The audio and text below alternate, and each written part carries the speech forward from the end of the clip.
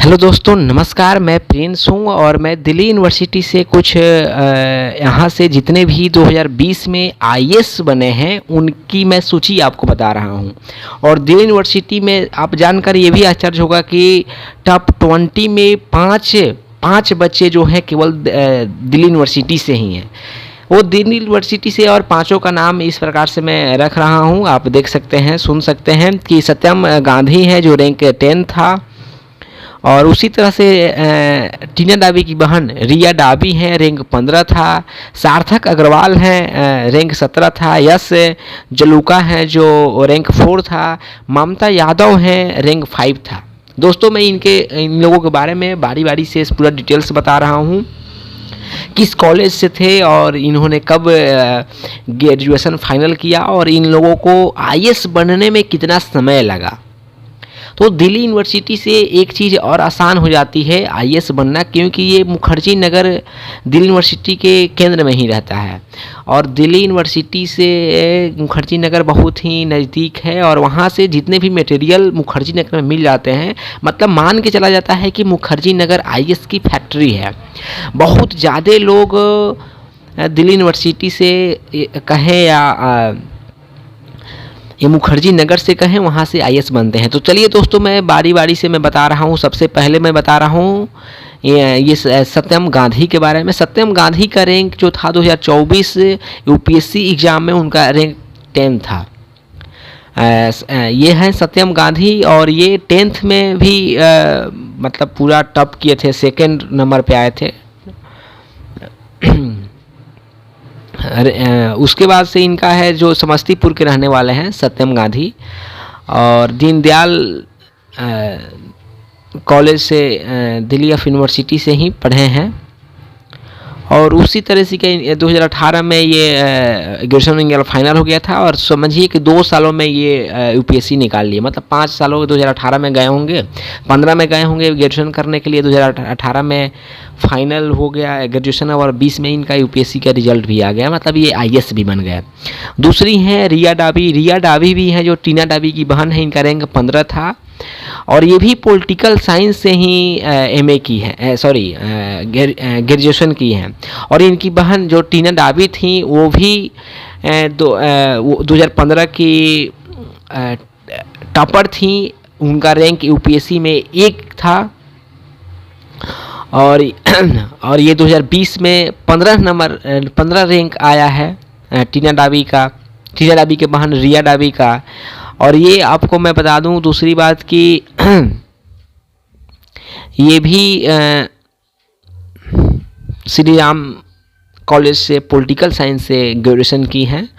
और तीसरे नंबर पे है सार्थक अग्रवाल जो हैं, ये रैंक 17 है और इनका एज 25 था और 2017 में Ram college of commerce Delhi university से ग्रेजुएशन फाइनल किया था और 2020 में 17वां रैंक के साथ आईएएस बने थे। यश जलूका है जो रैंक 4 था इनका, जो 2020 के यूपीएससी एग्ज़ाम में। और ये भी दिल्ली स्कूल ऑफ इकोनॉमिक्स से पोस्ट ग्रेजुएटेड थे और इन्होंने बहुत ही अच्छा रैंक 4 लाया था, इसे बहुत ही अच्छा रैंक माना जाता है। ममता यादव हैं, रैंक 5 थी और इनका एज 24 था। यह 2017 में फिजिक्स से हिंदू कॉलेज से पास की थी और समझिए कि फिजिक्स ऑनर्स की हैं 2017 में और 2020 में आईएएस बन गई। तो दोस्तों, मेरा मतलब था कि दिल्ली यूनिवर्सिटी से आखिर क्या कारण है कितने ज़्यादा बच्चे निकलते हैं। तो दोस्तों, दिल्ली यूनिवर्सिटी मुखर्जी नगर, ये थोड़ा सा मुखर्जी नगर में बहुत सारे मटेरियल मिल जाते हैं जो आपको पढ़ने के लिए हैं। और दिल्ली यूनिवर्सिटी में सीटों की संख्या भी कम नहीं है, लगभग 69,574 सीटें हैं। उसमें आसानी से एडमिशन नहीं होता है, लेकिन एडमिशन जिनका होता है वो बहुत ही खुशनसीब वाले होते हैं, क्योंकि दिल्ली यूनिवर्सिटी इस बार से एक स्कीम लाई है। उस स्कीम की तहत जितने भी दिल्ली यूनिवर्सिटी में पैसे लगते हैं, केवल हॉस्टल चार्ज और एग्जामिनेशन फ़ी को छोड़कर पूरे पैसा लौटा दिया जाता है। क्योंकि दिल्ली यूनिवर्सिटी में फ़ी भी बहुत ज़्यादा है। कहने का अर्थ है कि एक छोटा सा कोर्स अगर बीए आप करते हैं दिल्ली यूनिवर्सिटी से, तो दिल्ली यूनिवर्सिटी में लगभग 3 साल का फ़ी, केवल फ़ी लगभग 40,000 से 50,000, किसी किसी में 70,000 फ़ी लग जाता है। तो ये सारे पैसे आपको वापस कर दिए जाते हैं, कर दिए जाएंगे इस बार से 2022 से। तो दोस्तों उस स्कीम का नाम है वैभर स्कीम, WAIVER, वैभर स्कीम है। उसके तहत सारे पैसे लौटा दिए जा रहे हैं। तो दोस्तों जितने भी बिहार के लोग हैं, यूपी के लोग हैं, ये हम चाहते हैं कि यहाँ से ज़्यादा लोग दिल्ली यूनिवर्सिटी में इनरोल हों। दिल्ली यूनिवर्सिटी मिलने का अर्थ है कि पृथ्वी का स्वर्ग मिल गया है आपको, पृथ्वी का स्वर्ग मिल गया है। और आप 3 साल जो बिताएंगे वो सीधे समझें कि वो स्वर्ण काल आपका होगा, ग्रेजुएशन आपका स्वर्ण काल होगा। और इस तरीके से आप जितने भी हम देखते हैं कि बड़े लोग हैं, पॉलिटिशियन हैं, एक्टर हैं, प्रशासनिक विभाग में है, नेता हैं, जितने भी लोग हैं, ये ज़्यादातर सेंट्रल यूनिवर्सिटी से होते हैं।